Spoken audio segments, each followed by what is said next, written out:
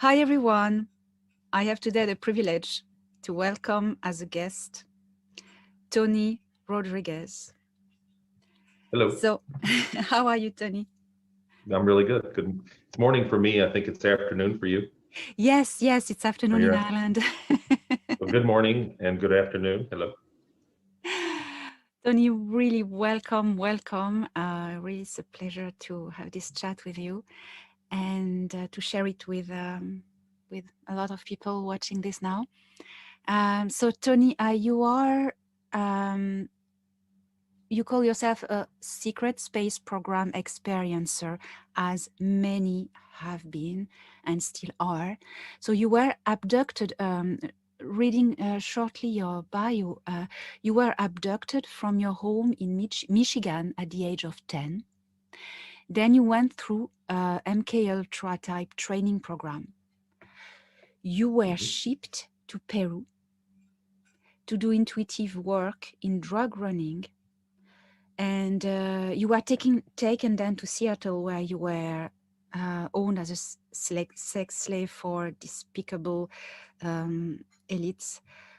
That's already quite traumatizing and horrible in a way. But then this didn't stop there. You were taken and sold off to the secret space programs, and you served there a short time on Mars as a support soldier for Mars Colony Corp. Then, when the Mars program was cancelled, you were traded off to the Ceres Colony Corp, where you lived for over a decade. You worked on German ships as a repairman and eventually cargo engineer on interstellar trade missions. After 20 years, you were returned to your bed at the age of 10. And you have since been the advisor to foundations that fights against these practices. And I'll ask you more about this later because it's quite important. So when when did you start to notice that you had these memories coming back of a life that had been hidden from you? When did it all So, start? right. Very shortly after the abduction, Yeah. the Okay. first 30 minutes of the abduction, which brought me to you, really, because it was a lot like your initial abduction. It was the same cast of characters. Zeta Gray's involved. It was on, it was a base. They took me to a base, not a ship, but it was the same kind of experience that you described. I heard one of your podcasts and I went, oh, wow, this is the same deal. But they broke in and rescued you from wherever you were going to go. And I stayed in, you know what I mean? I was privately owned. And then basically, people are a commodity. So, but the first 30 minutes of the abduction, I never really forgot. Just, I mean, even not the very next day. I went to school and I was very disoriented that day. I was taken like on a Thursday, and I went to school that Friday. I forgot my way. In essence, I had been gone for 20 years. Yeah. I was in fourth grade, fourth grader, and I forgot where the bathrooms were in the school and everything. And so I was just in kind of a tailspin. Later, maybe a couple of weeks after that, I started to recall the first 5 minutes of when they were buzzing the house. There was a craft buzzing in my house and lights and the phone ringing and everything. And then seeing a gray in my face, I never really forgot that the whole time. I knew that I was taken. And so my whole life, but I didn't remember after that. I had bits and flashes after it. And then it seems like from the moment I was taken, so I lived a parallel timeline and then was put back. And it seems like as emotional events happened to that other person, during that timeline, I would get bleed through memories at the same time.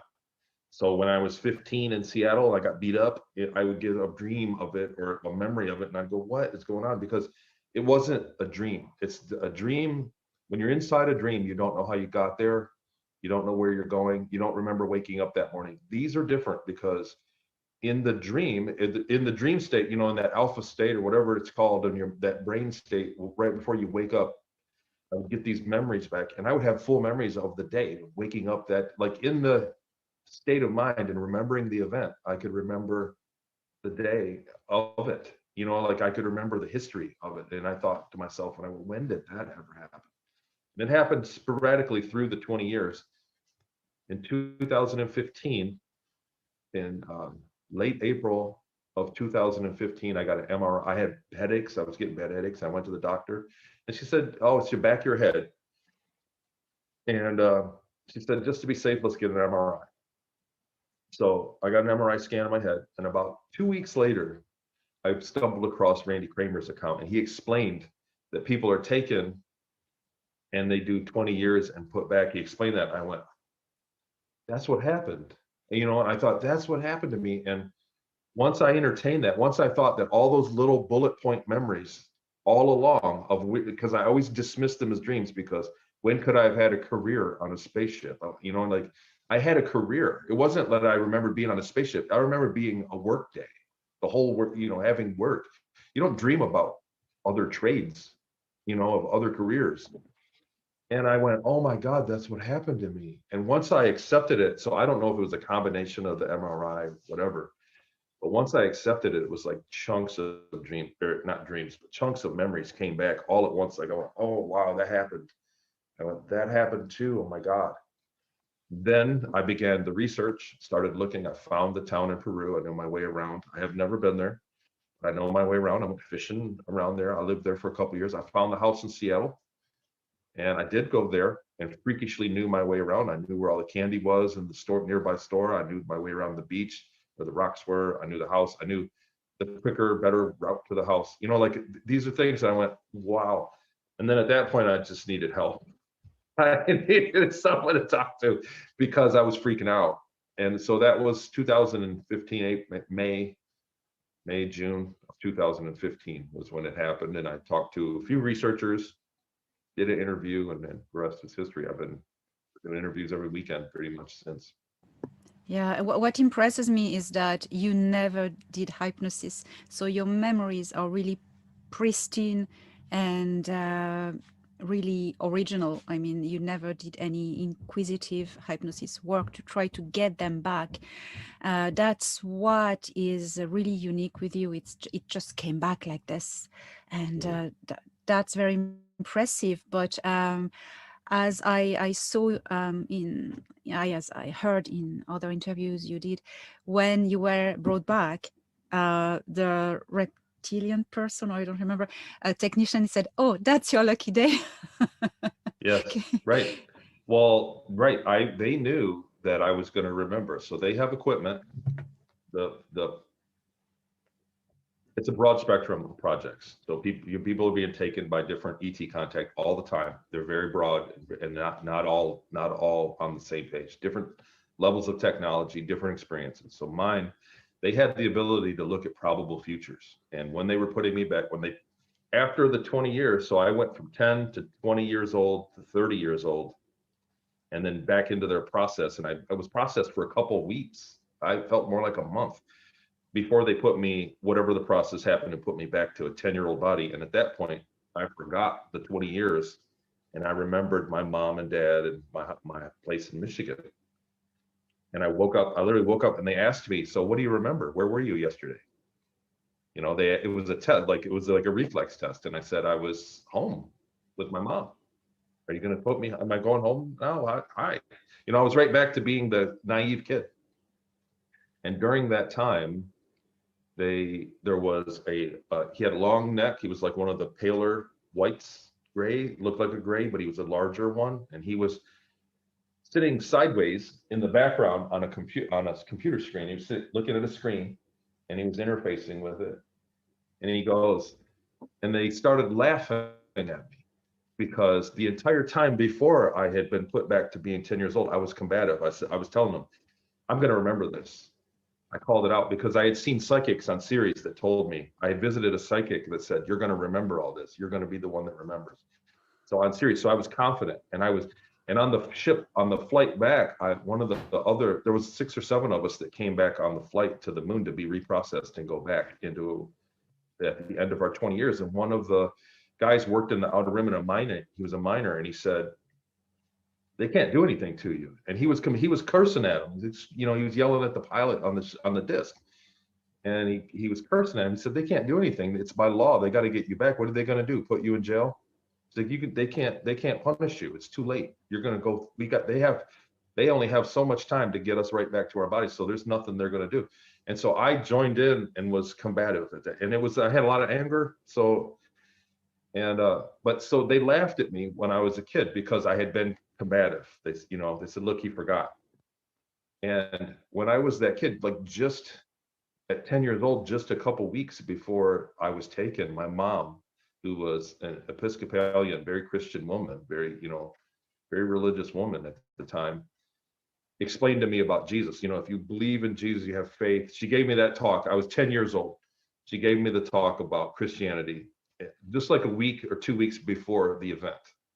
So it's going, and she said, if you pray to Jesus and you believe it enough, he'll give it to you. If you have faith enough in Jesus, if you do. And I was livid because here I am standing, these are like to a 10-year-old kid that was into Star Wars and Star Trek and sci-fi, to be sitting in a laboratory somewhere with a bunch of extraterrestrials was like still looking at Elvis. And I was very impressed at the time. And they were laughing at me and I got livid. And I said, I am going to remember. They said, you don't remember anything. I said, I am going to remember this. And I was mad. I remember like red in the face. And I said, in the name of Jesus, I'm going to remember this. Like I was, Urgh. And at that very moment, the white that was looking at the screen said, guys, knock it off. You're all in trouble now because he remembers. It split the timeline at that time. And he said, you guys are all, and he was like, stop it. And they all got quiet. And he's like, you're all going to get wrote up for this. And he said, now I got to take them. And I had to go through additional processes at that point. They took me to a completely different office. And I saw out there, they took me to an office that had a window and I was on the lunar surface. I was on the moon.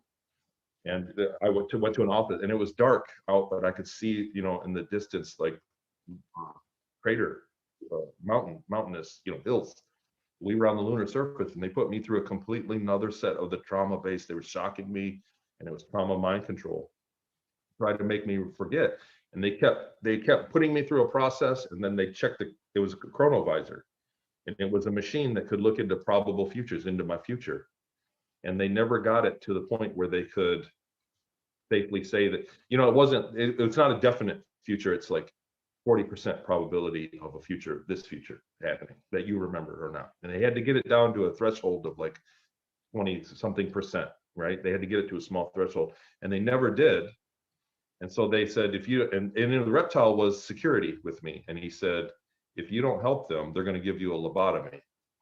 If you don't do this, they're going to put you back and you're going to wake up tomorrow and be mentally, you're going to be crippled.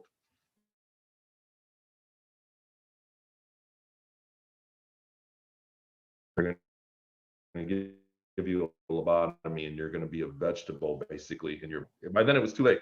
So they said, nope, we can't do it. It's not acceptable. Take him to surgery. And so we walked in. He quit talking. He was a person. He had a sense of humor. He had a family. He went home to his home world. He was in the equivalent of maybe his mid to later 20s in his years, his lifespan. He was a younger guy, but he was very strong. He was from a heavy gravity planet, so he was security. He was like, if I got violent or something, he would subdue me. That's what he was, security for me, my escort, my chaperone. And he took me to surgery. And when I checked in at the window, he said, this one's here, here's his number. And they said, he doesn't have a record. His record's been erased. If I don't have his file, we can't do surgery on him. Just put him back. Because it doesn't matter if he said, well, he's going to remember the whole thing. He remembers. They know. And they said, well, he doesn't have a record. It doesn't matter if he remembers or not. He can't prove it. Nobody can prove anything. But what happened was, prior to that, I was on a mission for the Ceres Colony, and my captain had the ability, who I was friends with, and we got along very good, the captain of the ship and me, even though I was a slave in engineering. But after meetings from time to time, we would talk. He had the opportunity, because of the clearance of the mission, to either put our records in a classified section or delete them. And he said he deleted my record because I had told him that I had been to the psychics and they told me that I was going to remember, and he knew that was going to be an issue in my return process. And so he looked out for me and deleted me. So that's how that all worked. And then I just went back, and the reptile goes, man, this is your lucky day. This is the luckiest day of your whole life right now. And he walked me right back to some teletransporter. And well, what it was is also they could hit you, and I went into like a hypnotized state and walked from A to B. Like I don't really remember walking through the halls, because while he was escorting me from one office to the next, they put you in a state like a hypnotized state, and I was like catatonic. And he was like, put me in that state, and I woke up in my bed. That was the next thing. I woke up the next morning, and I woke up and I had stuffed animals, a couple like a teddy bear and stuff, you know.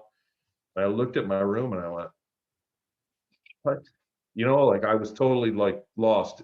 I couldn't believe it. And I walked down, I told my parents, I feel like I haven't, my sister, and we sat down and had breakfast. Got up and almost ran downstairs. And I told her, I haven't seen you guys in so long. And my sister said, shut up. You know, she was like, don't be stupid.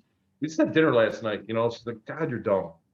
But I had the experience of not being reunited with my family after I didn't have the memories of it, but I had the feeling of the feeling of I gave my mom a big hug, you know, like I was like, just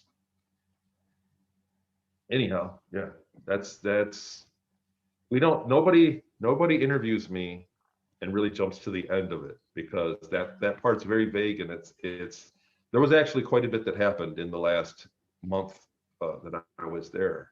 I was demoted. There was a lot that happened. So, but I had a career. What people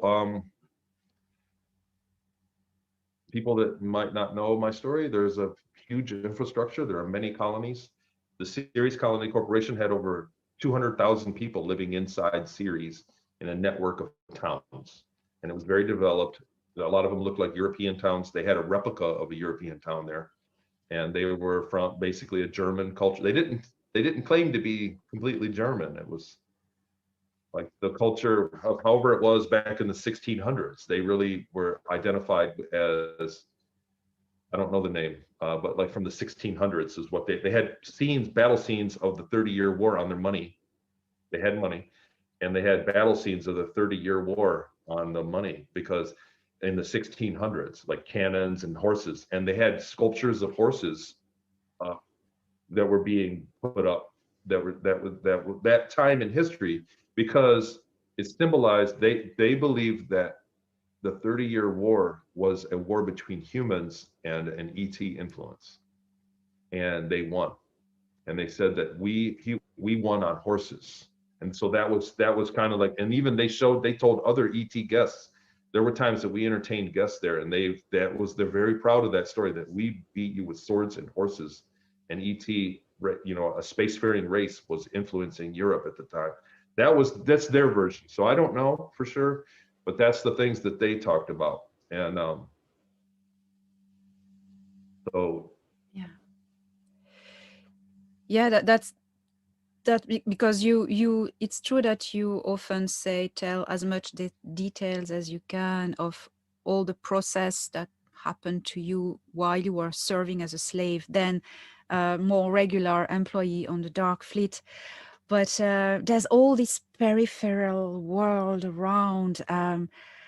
So you went first you were brought on the moon. That's really typical. People are brought on the moon, trained and explain what it's going to be, and then sent wherever, and mainly on Mars. So then you were sent on Mars. Yes. So yeah, so I was a teen at that time. So in the beginning, I spent, as you read, 5 or 6 years. It's not like they celebrated my birthday. So I didn't know, I didn't really have a solid lock on what time it was. I did live through the 80s twice on Earth. And for, I think, 5 or 6 years was Peru and Seattle that I'd gone. And then into space. Most interviews that I've done, people like to talk about, they want to know about Mars. And it eats up a lot of time. But really, in truth, I wasn't on Mars very long at all, 6 months maybe. And then into the Ceres Colony. And the Ceres Colony Corp was an older colony than the places that I had been on Mars. Like the construction, like there was rust And a lot of the places, there were new places, they were always building, always expanding. They were mining and looking for pockets of water, and they'd get rid of the water and then open up the cavern, that whatever it is, and then build into it. And they were always expanding. So there were very modern looking places there with the train stops. But there were older places that were 60 years old already, 50, 60, 70 years old, and marble steps and marble columns, and but there was rust on a lot of the ceiling. They had enclosed ceilings. I don't know what it's called, but like the metal ceilings in gymnasiums, or like in a Yeah. building that's like a gym, or like a metal ceiling, and they have the beams. They have Mm. like a metal beam that crisscrosses, and then it's got a waffle ceiling. The beam was on the outside, and they had just the bolts you could see because it was holding air in it. Ah, You know what I okay. mean? Like it was up the opposite. So you could see the bolts Ah, rusting from the beams that were on the outside. Somebody explained that to me. And you could see places where the ceiling was dented, like something fell on it.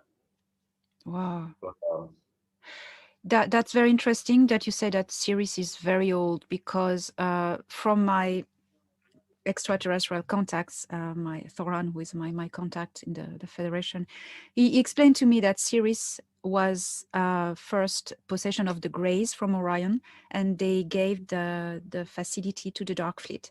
Would that make sense to you? absolutely. That is absolutely right.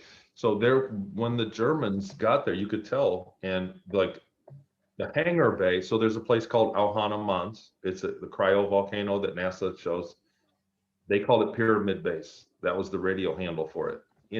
There's a crater next. If you look at it from the top, everybody can get these images from NASA. Look at it from the top. There's a cryo volcano, the largest protrusion on Ceres. Next to it is a crater, and I think the crater is 10 miles, 9 or 10 miles, I forget. But inside of it, there are little craters, and there was one that it's oriented to where it never lets sunlight in there. Only once, very rarely, does sunlight shine. And that somebody had built giant doors that entered a massive miles-long cavern system that was their hangar base, that ships would fly in and they'd park the ships. And they had found that when the Germans got there, that was already built. The hangar, a lot of places were already built, and they started to convert. There were places that I went that were vertical, that went for miles up and down, and they had decks in front of that. The Germans had went, and this was they were big stone triangle doors. I have artwork I could send that they had stone triangle doors, and the doors were telepathic. The machine that opened the door, so they converted and made apartments for the flight crews that lived there. And you would go there and say, "I'm here, hello," and the door would let the person know telepathically that somebody was there, and they could open the door. They could cause you pain and make you go away. They could say, "Go away," and if you didn't, they could make you have a headache or feel pain until you got away from the door.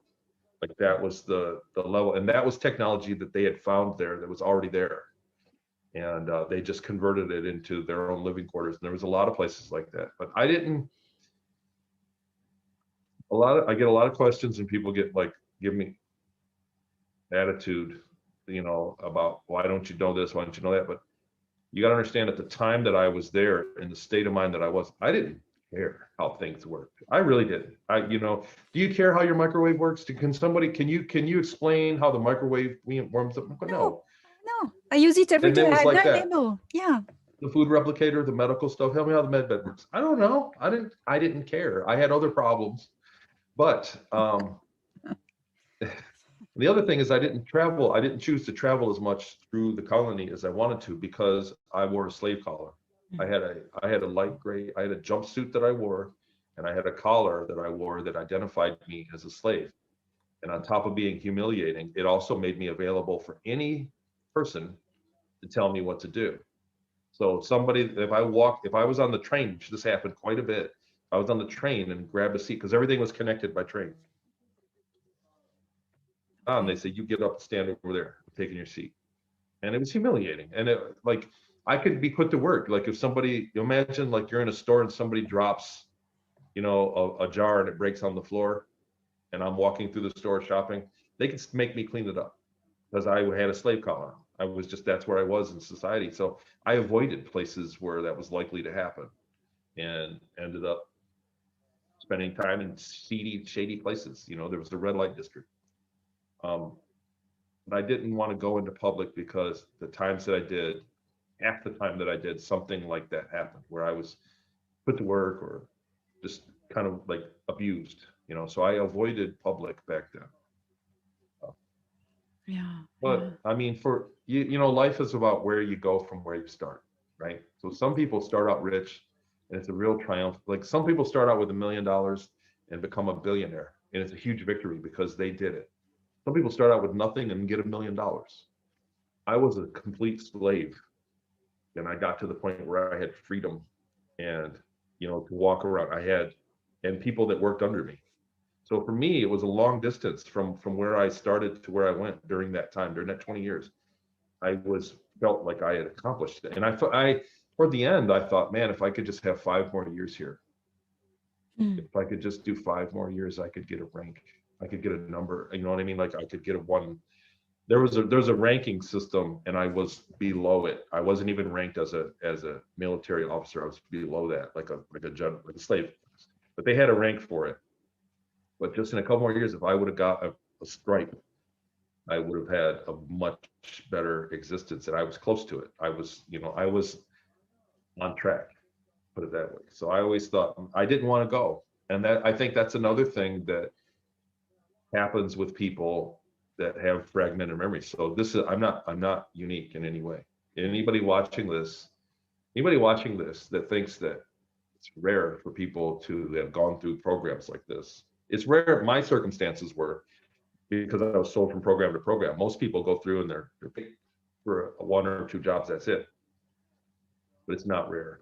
It's not rare at all. And the people that I've talked to, um, that they get fragmented memories, and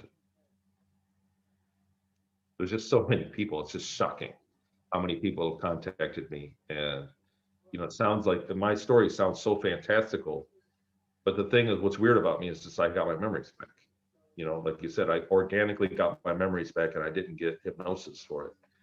And so many people have gone through it and contacted me. It's just it's mind blowing. And some of the things I hear are, my story is one thing, but there are people that really experienced a lot of crazy things, or unbelievable things. The other thing is that fragmented memories come back blurry. Some people have, I'll call it blurriness. It's not a fair description, but some people remember one thing and they remember another thing. They remember one thing and they remember one thing. And if you don't have the context, then this thing at the end could be totally not what you think it is. You know what I mean? And a lot of people have that, and it's hard to put a stamp on it and say, yeah, that sounds right, or no, that couldn't have happened, because so much is possible of happening. We live in a pretty ordinary world right now, but the truth is, reality is anything but ordinary.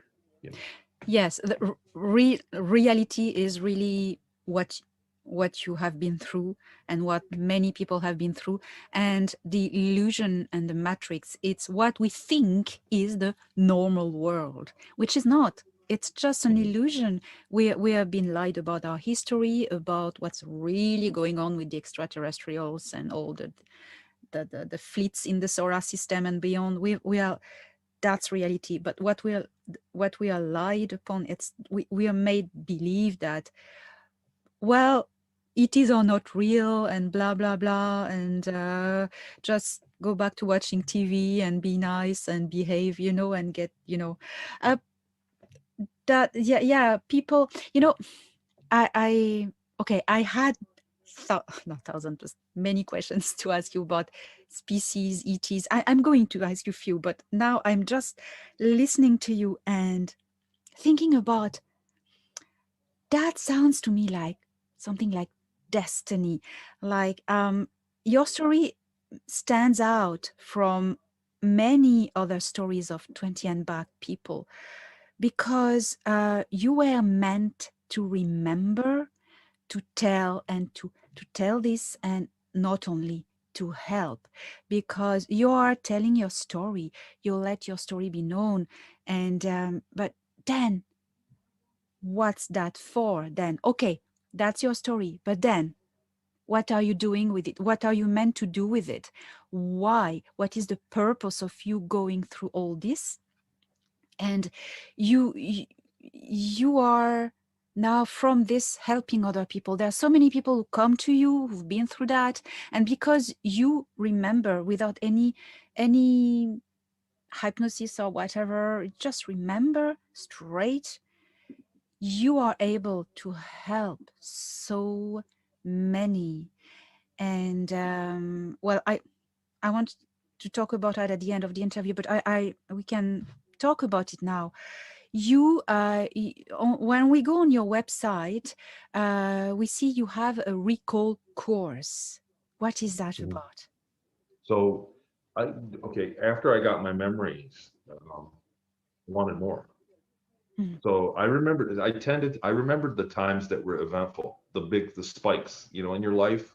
You look back and say, what you done for 20 years? You remember the highlights, the vacation, the weddings you went to, the birthday parties, or the bad things, the car crash, the fist fight. You remember those things first.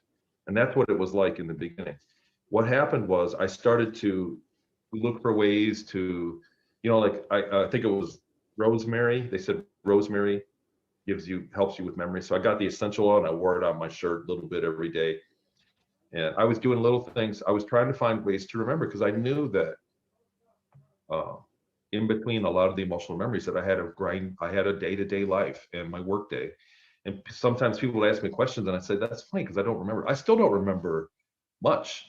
Names and faces are very hard for me. That's why I love your work because you've got names of races and things.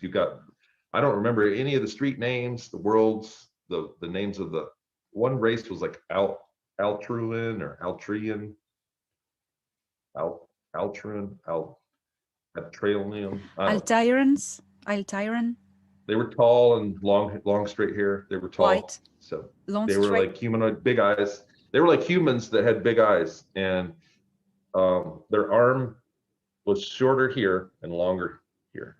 Like the where the elbow was, the proportion was different. And they were technicians. They lived on Ceres as well. They had a 3D with them. But what I'm saying is I began to create exercises that helped me. And what I found was that people started contacting, and it just fell in my lap. Really, I didn't set out to do any of this. It fell in my lap that so many people contacted me. I put myself out there. I said, I'm on Facebook. I never picked a fake name or I just ran with it. And so I started not being able to keep up with people. I started really like pissing people off because they'd get a hold of me and say, can we talk? I have memories. Can you help me? And I said, sure. Can I talk to you? And I'd sure. And then I'd get to I work 9 to 5. And then so I'd set it for the weekends and the weekend would come and I'd get all this stuff and I just couldn't keep up. And people were like, screw you then, man. And so Jackie, who set up, she was the website person and she's my co-host. And she's been great. She's been really done a lot of heavy lifting. I'm more of a floodlight of a existence and she's more of a laser beam. She can concentrate. So she set up the website. She helped, and she does courses for people on psychic things. And she said we can do a course, and I did. I didn't want to price it to where it's like hyper expensive, just to cover the cost of having it and make a little bit of money. It's not a lot of money, but I just wanted to have it available. And the course is really I'm going to redesign it and add another module because what I found is that I think a lot of the hypno regression is just detrimental. I think people see our information and they go, "Whoa, I could have been taken for a long time." That makes sense. And they go, well, they got 5 memories. They got these memories. And they go, that doesn't make any sense. And I remember seeing it craft when I was young. I remember seeing Grays. And that's it. And so they jump right into hypnosis, hypnoregression. Boom. They go, that's the first thing they go to. And during the regression, because they only have so many unsorted memories, the regressionist has to connect dots. And once that happens in a hypnotic state, that's how it's going to be forever. And hey, my light keeps changing, but it's daylight here coming through. But once they do that, I think that the regression, I don't want to bag on hypnoregression. I'm not saying don't do it. I'm saying that people need to have a base of their memories. There's things they can do before the regression to have a framework. Yeah. and then go in and find a better regression as somebody that's familiar with this kind of experience, or whatever experience it is. We're talking about memories that have been erased by something, and amnesia, basically. And so you have to have a framework of memories. These are keystones. Memories are keystones. You know, uh, when you talk to somebody and ask them about a past event that they've forgotten, you say, you know, Elena, what was your 25th birthday? Your 21st birthday. It's a big one in America because you can drink. So everybody remembers, what would you do on your 21st birthday? And you weren't thinking about that a second ago, but now you can go back to that year and you go, I kind of remember there was a bar we went to, right? And then you go, and then I go, well, who went with you?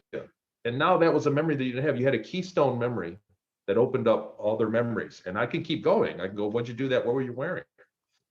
And what I found is that that works. And if you can give those to a if you have many keystones that you can give to a hypnoregressionist, you can have a much better result. And people that jump right into the hypnoregression right out of the gate, I think are getting, I think more, I don't want to say more often, I can't say it, but I think oftentimes are misled. And once that's set, once they're set in a hypnotic state that that's what it was, oh, you were a super soldier. No, you had to, you had a lightsaber and you could fly. And, you know, like people get all this stuff and they can't let go of it ever because it's been hypnotically put in there. And the brain just adapts the memories to that. So my course is a set of methods of meditation, just practices, just like a habit to do for a couple months. And it's a daily habit that you do. There's a technique, and I did it, and I got a lot of memories back from it. No hypno, no drugs, no nothing, no weird diet, none of that. Just a state of mind that I figured out, a process. It's like you meditate and then you kind of rinse and repeat. Think about when you remember a song. Like I can't think of one off the top of my head to give you an example, but a song you can't remember. I go da da da da da, and I give you, and you go, what was the name of that song? And you go, man, I don't know. Right? Everybody's experienced this. They go, I don't know the name of that song. And we sit there for a few minutes. Remember it went like, and we both try, and it's like a muscle. It's like a muscle. So, and it's weak. A lot of people don't have to use it. You know, some people remember technical things for their job. So that part of their brain, that remembering is strong. Numbers, for instance, or whatever it is for your job. Some people don't. Some people, but when you remember songs, it's like you don't do it very often. So it's a weaker muscle. Then you go, you're using that muscle and you go, forget it. I'll just think it'll come to me. And you forget about it. And then later that day, and 20 minutes, an hour later, you go, oh, it was the Beach Boys. You know, like, oh, I get it now. And it comes back just on its own because because the input goes into your subconscious and it has to process. And it's a slow process. So getting your memories back works the same way.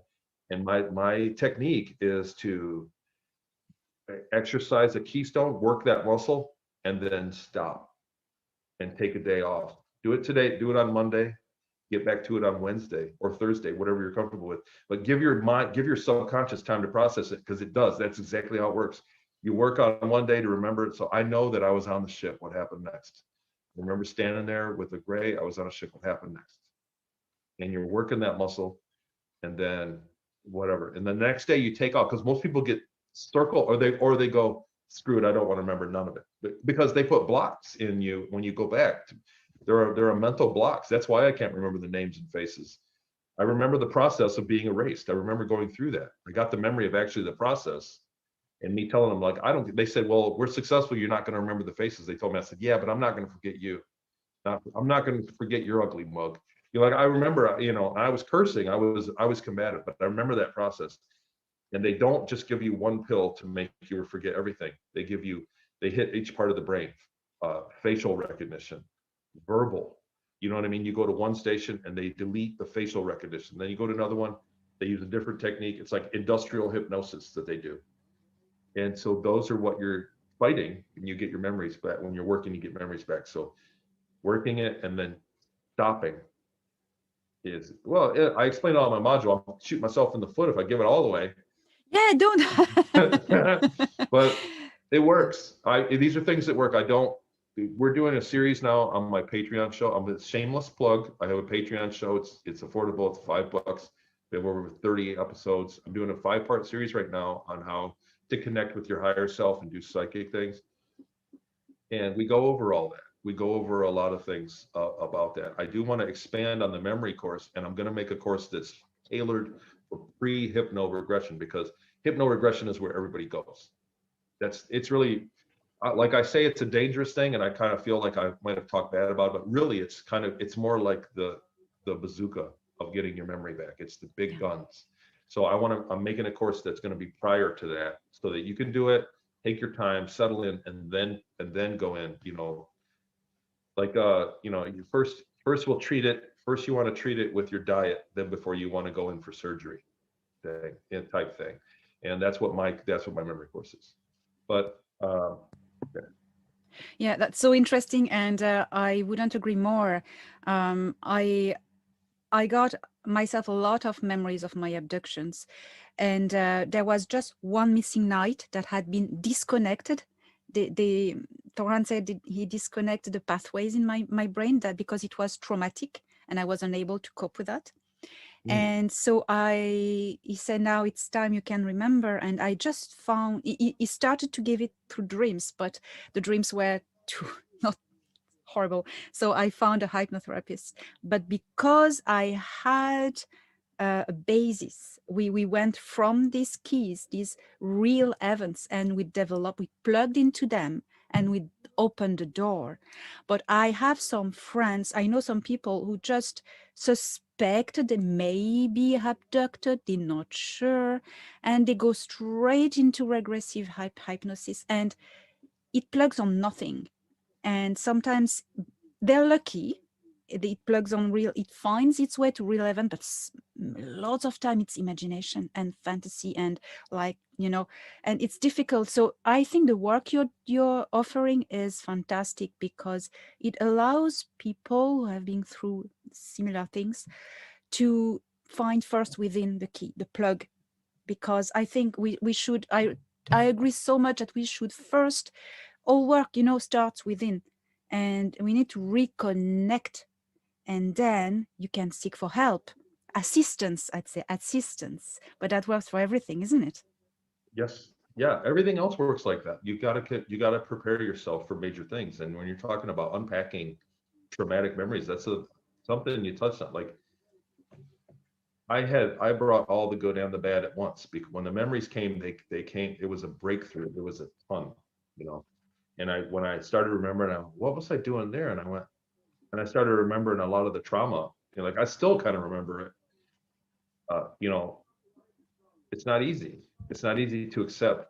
The other thing is, when in my circumstance, so you were out there, you were you. When you were taken, you were you the whole time. You didn't get that far into their program to where whatever they had in mind. And people are taken for different things, boys, girls. But in my circumstance, where I was taken and then used for labor, I was programmed, mind controlled. So I was the same. I was me, and I had the same, you know, intelligence and personality and everything. But I was a completely different person. I was not the same person. And it's hard when you get your memories back to admit that you were not the person you are.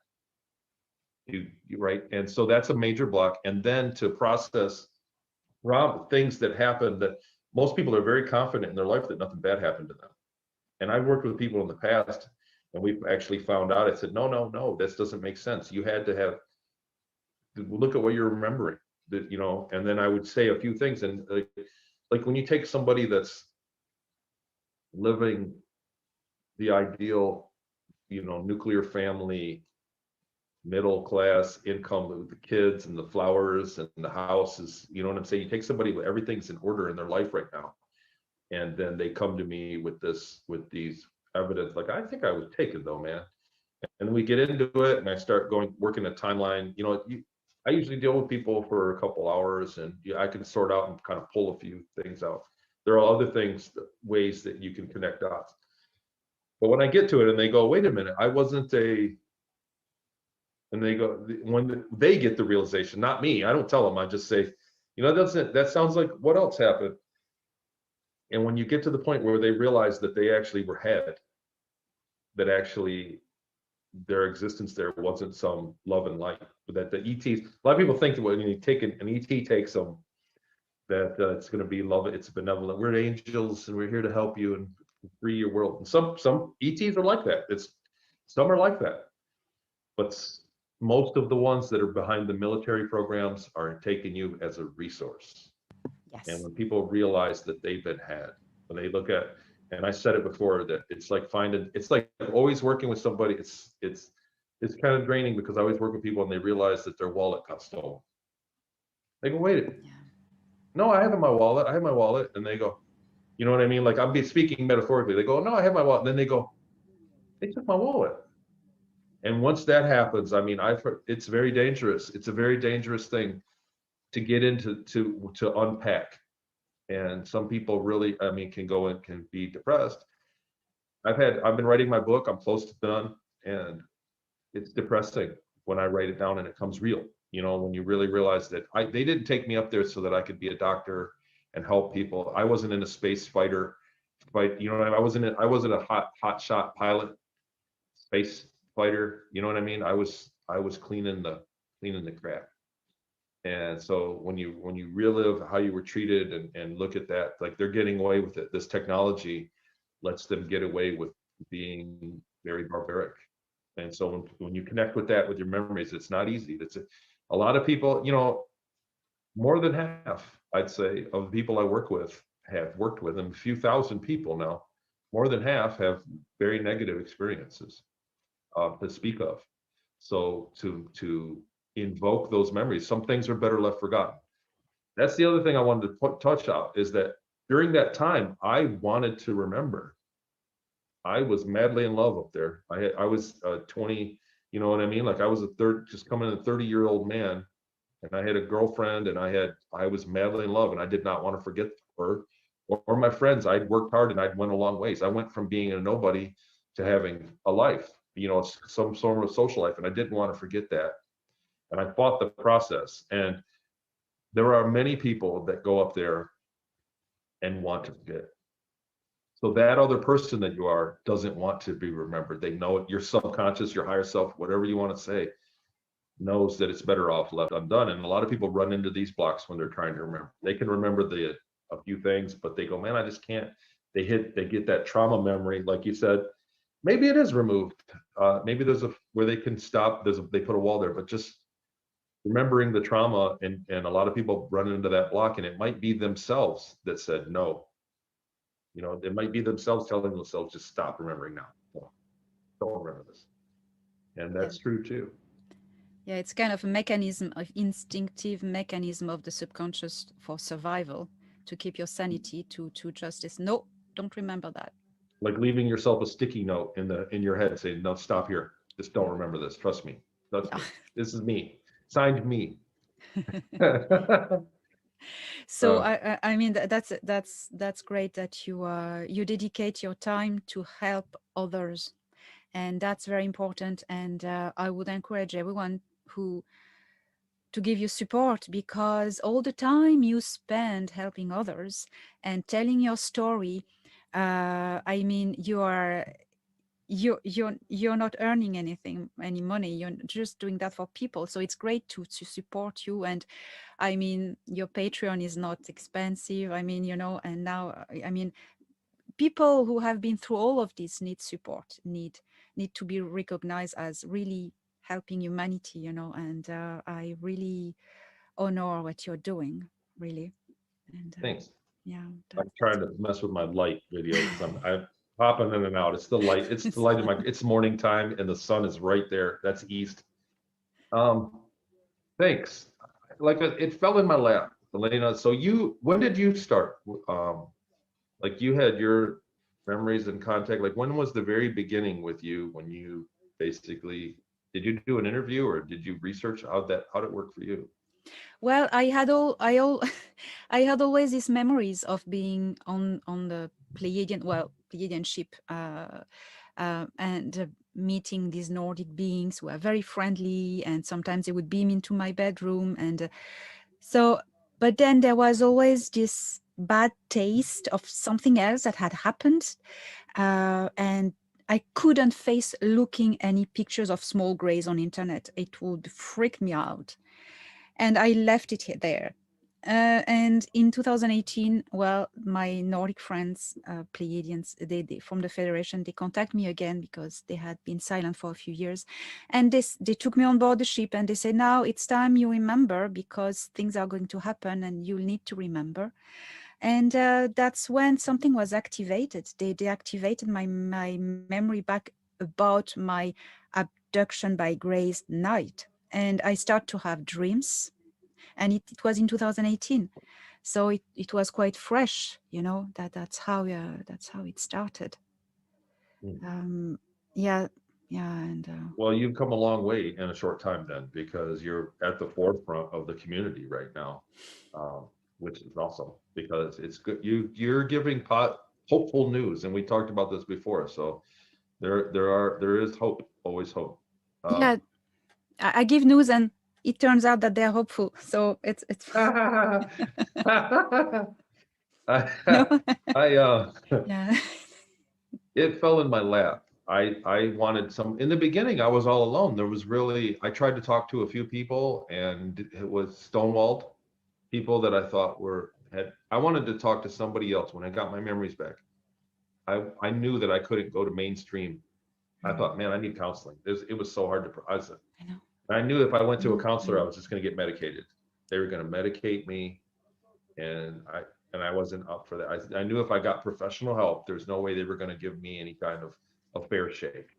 So I got a hold of researchers and I talked to people online, and then I thought I was going to talk to other people that may have experienced it, but instead they were like, "Come on my show and do an interview." And so I did, and Yeah. it kind of blew up. At that point, it was too late. The other thing is I didn't want to take it to the grave with me. There's no way I Yeah. could have remembered all the things that I remembered and not tell anybody, No, I think, and I yeah. didn't.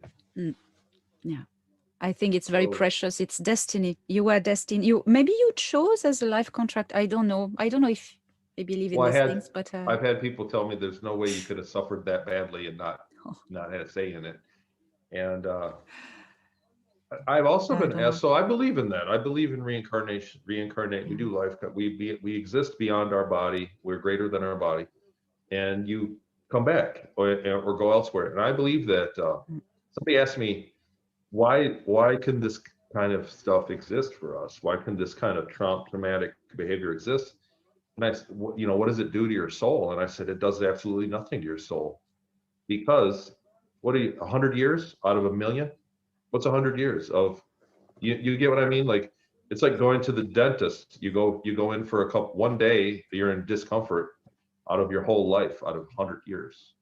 So it's the same thing for the soul. Like for me to suffer for 80 years to learn and try to help us out, try to push us into a disclosure, for me to suffer is really, when you're talking about an eternal soul, it's really not that long. It's really not that big of a deal. It's a yeah. day of discomfort. And so I like to look at it like that, because I tell you what, it was. It was very discomfortable. There were many, and to be fair, there was a blend, just like anything, just like anybody that does an undesirable job. There are good days. There are times when you had a great day, you had fun. And so I had suffered a lot, and was mistreated a lot during the many years in the beginning, but towards the end I got good at what I did, and I got some respect. And so I don't want to say it was a good experience, but it turned into a palatable existence. It turned palatable at the end. It was unpalatable for the whole time. I was very mentally broken, emotionally broken person during the, Mm, 16, 17 years of my existence in that, for that. It was very unpalatable. And I wouldn't, it was inhumane. But it became palatable because I earned it. Because I got to the point where I was skilled. I was worth something. It was like a military existence. So I got to the point where I was skilled enough to where I was treated with some respect. And so, there's always a silver lining, even if it's a shred. yeah, yeah, absolutely, absolutely. Um, I have before we finish. I Oh yeah, have the all the time. Yeah. yes. Just I had few questions about the species, the alien species you encountered, because I'd like to see if I can help you identify them. That would be interesting. Not good fun, but interesting. Hmm. So these so okay, to the places you've been. So first, you spent a lot of time on Ceres. What were the beings working there with the Dark Fleet? Can you There describe? were taller reptilians that were, I want to say, more orange in color, yellow or orange, and they had a very small scales on their face, and they were 6.5, 7 feet tall. And these were guys that were just working on ships. They were workers, and I only ever stood in line 20, 30 feet away from one, and at the trade window. So me as a slave, as a mind fractured, trauma-based mind control person, I was told to not interact with any ETs because you could rub off on them telepathically and it's damaging. So they didn't want to interact with me. But I stood in line next to some of the taller reptiles, and I thought they were beautiful. Really, I thought, wow, what an amazing life form. When I looked at it, I went, wow. I think it was a beautiful thing. It was just, you can appreciate when you look at, there's anybody's animal. There's some people have beautiful dogs. You look at their dog and go, wow, that thing's gorgeous. Look at that dog. Look at its fur. And I had that same kind of experience about when I met one of them. And there were ETs that came and went. They entertained people for uh, trade relations, so we would entertain them. There were species that they would change the music and a lot of the things for everywhere they went. So the music would play the music. Some of them had really horrible music. I remember that there was a delegation that they were negotiating with for like 2 weeks, and everywhere you went, they were playing their music, which was like really hideous. And we were like, how can you even dance to this? Like we were like, this is the worst music I've ever heard. But they were shining them on for a trade deal, and I never met any of them. There were humans that lived on other planets that were free planets that were exactly like us, the same. And I sat across the table and talked to one of them for a while, one evening. Once there was so they have classifications. The Germans have, just like the law of one has densities, classifications of awareness. The Germans had their own. They met human, or I want to say person, meta person, mega person, something like that, ultra uber person, Mm. and that was classification of density. So you weren't supposed to talk to one, but one, and we were told that over a certain density, they never interacted with the Germans because they were slavers. But one visited and was there for a pharmaceutical trade. They were specializing in pharmaceuticals and trading with other species.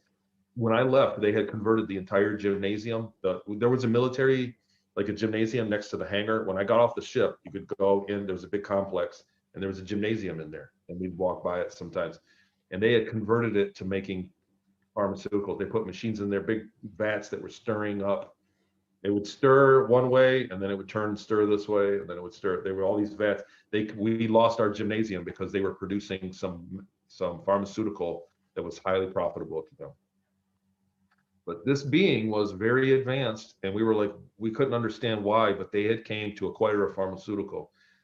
And I saw her, met her on a train, and she was like 10, 11 feet tall, dark blue, kind of like a gray with like a gills, like right here, like a gills, and a big wide smile. She smiled at me, and she wore jewelry that created a hologram around her. So Wow. when I looked at her, when I looked away, you could see sparkles in between her and me. It was a jewelry. It was a jewelry, and it made a 3D hologram of sparkles around her. When you looked at her, you could see sparkles all around me and her. And when I looked away, they disappeared. It was a torment, and she had a silky white, very, very fine looking white dress, like more like a flowing dress, and she had to lay sideways on the train because it was like a 9 foot tall ceiling. So she took up 2 seats and laid sideways. And when I walked on the train. I was like one of only 3 or 4 people at the stop. And when I walked out, I looked at it, and it was like seeing a unicorn. And I thought she could help me. She's got the kind of uh, she's got the kind of authority. She could save us from being slaves. And I thought that when I looked at her, and I smiled. I just big smile. I was shocked. And I went, and she looked up. She looked up at me. I think she was looking at. She had like a device that she looked up and went, big smile. And then somebody in the back, there was a military kid in the back. He said, "Hey, buddy, come on. Hey, come back here and stand back here. Don't worry about her. Don't talk to her." But she was a very advanced being, the most advanced one that I ever met on Ceres Colony. Wow. But she was dark blue, Dark blue. and yeah, and very, it's just like I said, it was like seeing a unicorn. It was the experience of seeing something magical. The other ones that were there were tall. They had kind of beady, small eyes and a big kind of a head, and they had hair and curly hair, and they came down and they had wide hips, and they were like 9 feet tall, and were like people, but they were low gravity. Everywhere that they went, the local gravity of their area would adjust to them. They were comfortable in lesser gravity than what we are. They're from a low gravity planet. And they tended to be the shop owners. They managed most of the shops, if not all of them. So I don't know their name. The dark blue skin, beautiful being. I haven't been shown this species. But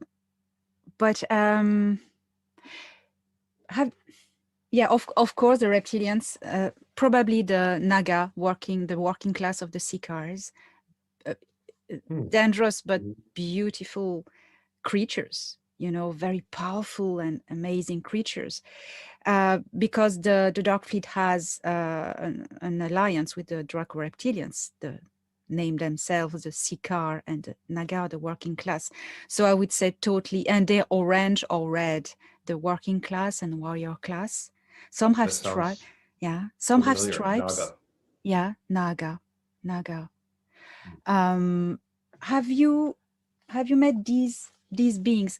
So they are white, tall white, and they can have this gray type shape or humanoid with long hair. So not a female one, but like the tall whites were in. Every time that I went to the moon base, the trapezoid base, I interacted with them. Also on Mars, it didn't look quite like that. But there was a tall white. They were like teachers. So when I went to be trained, it was an automated teaching process. They basically plugged you into a screen and they showed you movies and tested you. And there was always one of those there that was kind of like ran the academic area. In Mars, when I retrained to be a ship maintenance, and on the moon, program for the support soldier program was a tall white, but not the females. Like I don't remember seeing a female one. These would be the Keely Tokert. The Keely Tokert are really involved were really involved with the moon.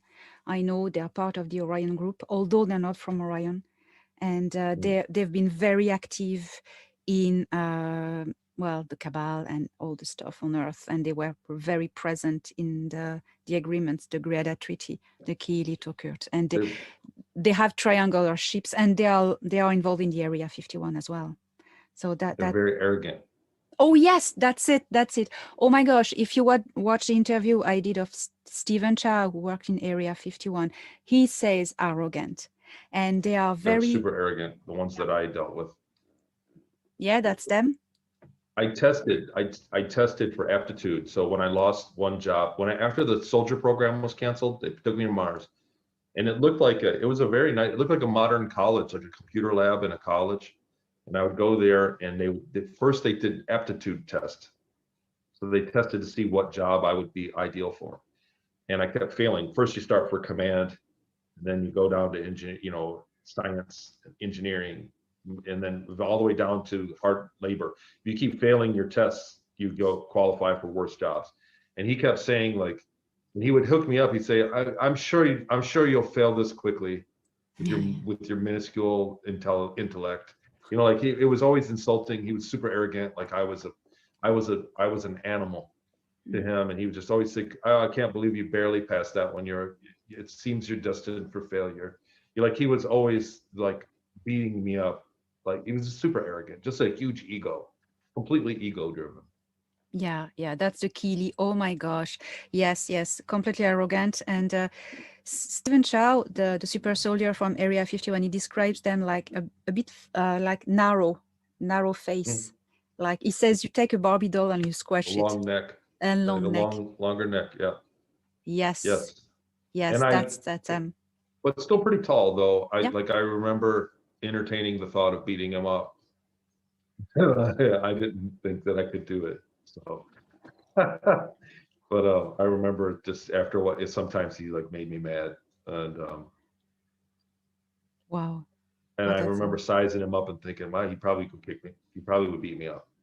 So I wasn't confident in that, in a military option either, Wow. But he was pretty tall. He was skinny. And I do think with those skinny arms, I'll bet I could kick his ass. I remember thinking that because his arms were very skinny. I thought, I'll bet I could kick his ass. I honestly think that I remember that now. See, it's not, I hadn't thought about it. So this is a new memory, but I remember thinking to myself, you're too skinny to talk to me like that, buddy. And because in Peru, that's kind of how I learned to be. In Peru, they were like that, like it's shrimpy people shouldn't talk to big people rudely, kind of thing. Yeah. See, I'm impressed every time we start to speak about these aliens, how memory come back to you. Keystones, you don't need, they're all there. They're all throughout every day. Every single day has a keystone or two or three, and you just don't think about it until somebody asks. And that's how it is when that's why the interview, I think that's been another great mechanism to remember is just doing this interviews.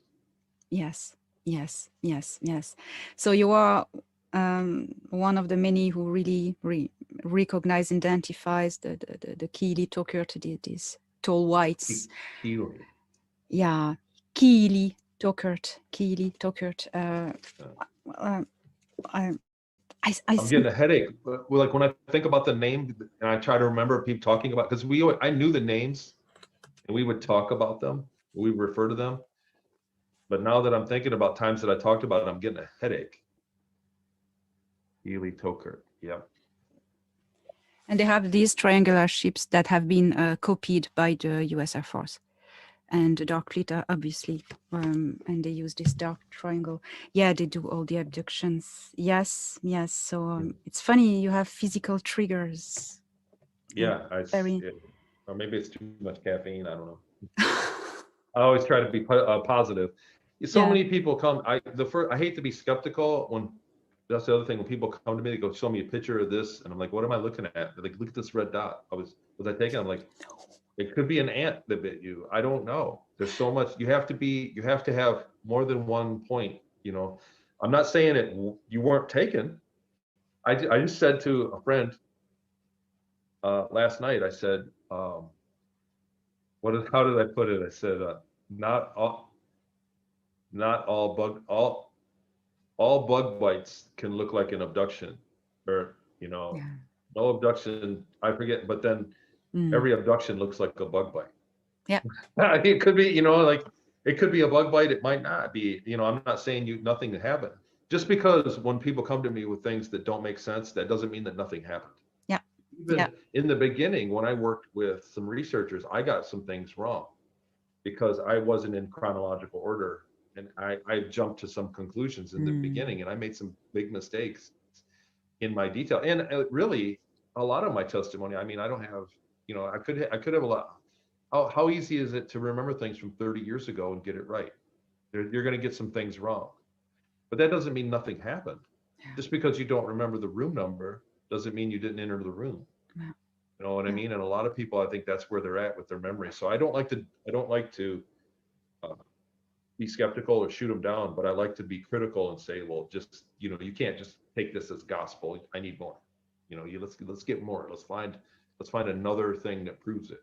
And that because some people they get the hypnoaggression, or I talked to a psychic in Florida on a phone call, and they said I was this and this, and that's what I am. That's what's up. Yeah. You need more than that. You need more than what somebody told you you are. You have to be it. Yes. And last thing it's I want to mention is we had a chat one day, and I was telling you, Thorhan showed me a portal behind Jupiter, and they are trying to deactivate it because they don't want a dark fleet to escape through it, and they're trying to find a frequency key to lock it. And I said that to you, and you say, oh my God, suddenly you remember you went through a portal between Jupiter and Saturn. We went there often. Yeah. Well, that was a portal so the ships, the power of the ship they could make their own portal, but only to go so far back in time or forward in time or so far across the galaxy. So we could go 2 or 3 jumps, call it portals, and get across the galaxy. But they had to use the natural portal around Jupiter to get out of the galaxy to go very far. And it would go to not all galaxies, but 20 or 30 galaxies or a dozen galaxies. And then they could find a portal there in that galaxy and go to the next one. Yeah. So, but it was very advanced technology, and they couldn't just stroll up and do it. And it was my understanding that there was like a blockade around it. Like you had to get permission, or you could get attacked if you flew up to it. You couldn't just randomly fly up to it. That there was actually defenses around it. And it was a very high profile mission. Whenever we went through one of those, it was a very high profile mission. So it was like we had to be on our best. We prepared for it. Wow. So, there's a lot up there.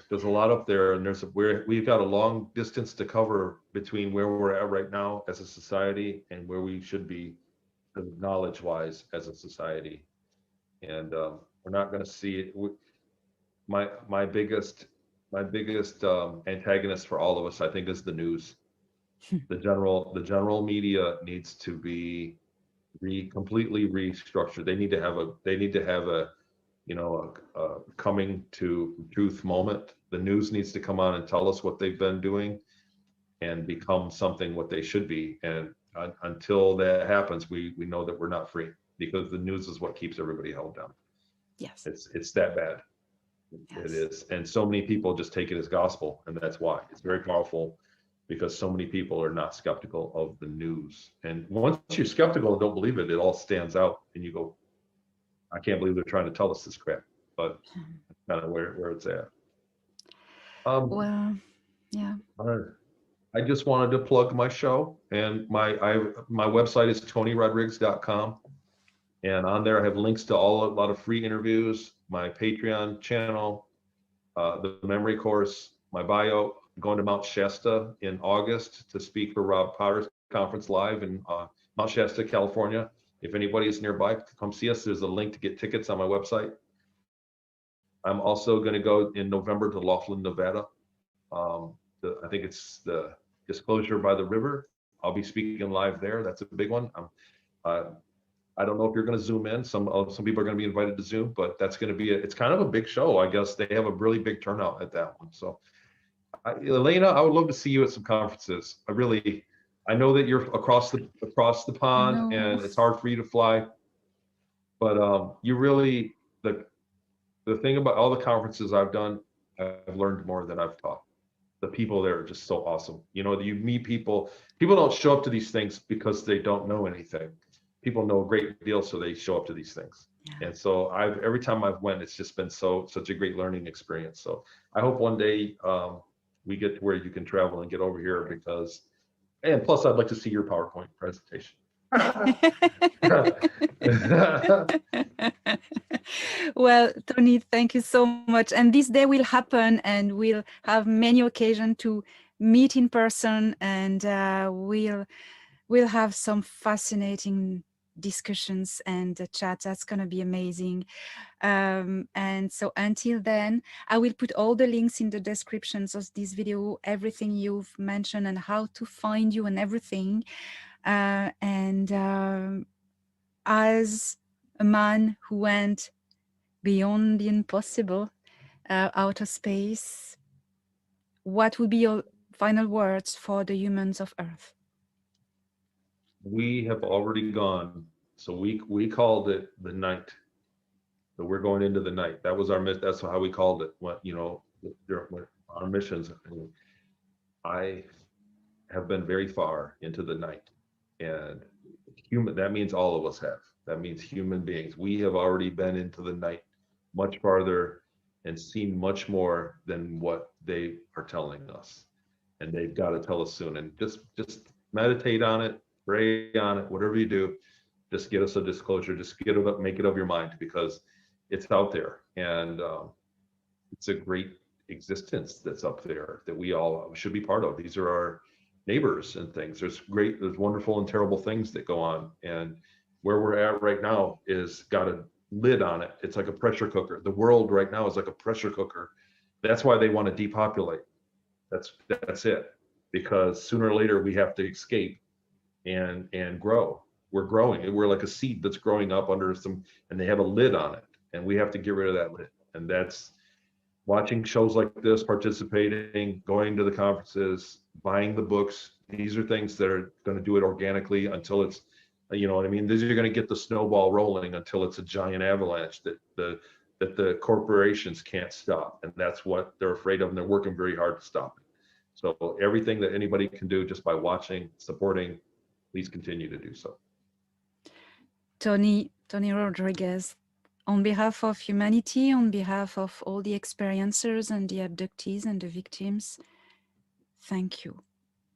Thank you. Thank you, Elena. And I look forward to, we'll do this again, I'm sure. I look forward to it. Me too.